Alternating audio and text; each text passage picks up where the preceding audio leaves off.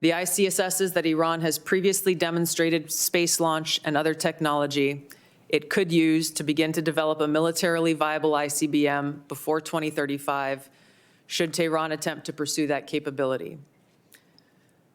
However, these assessments will clearly be updated as the full impact of Operation Epic Fury's devastating strikes on Iran's missile production facilities, stockpiles, and launch capabilities is determined. Yesterday, the head of the National Counterterrorism Center resigned, saying that Iran did not represent an imminent threat to the United States.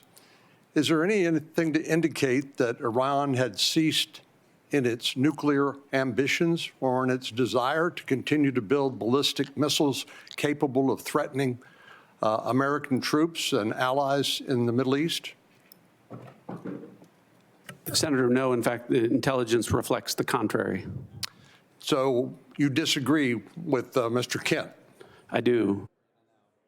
All right, let's break this down. First, that was DNI Tulsi Gabbard, and then CIA Director John Ratcliffe testifying that, yes, Iran was a serious imminent threat before the Iran war. It's been a threat for years. It's been a state sponsor of terrorists, the biggest one since 1984. This is after Counterterror Director Joe Kent resigned, claiming Iran was not an imminent threat.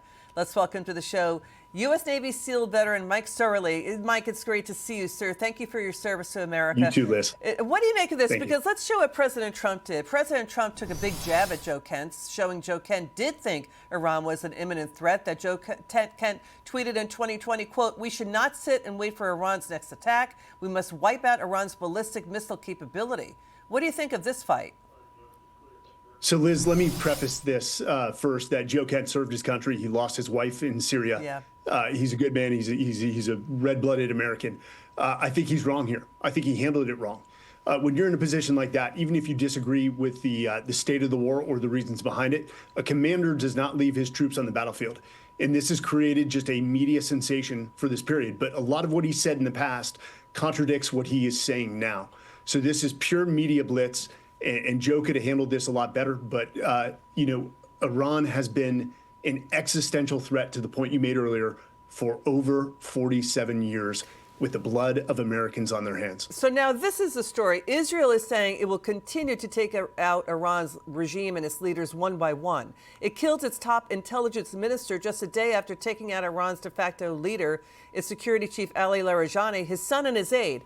So what do you make of that? The president is basically saying, he's going to continue this until the dictatorship stands down. Do you think the president should take Iran's main oil export hub, Kharg Island? Lindsey Graham, senator, says they should do that. And then doing that, the war will be over. That's Iran's main lifeline, its cash cow. 90% of Iran's income comes from its oil and gas. What do you think? So to your first point, what we're doing is a total decapitation of the Iranian regime.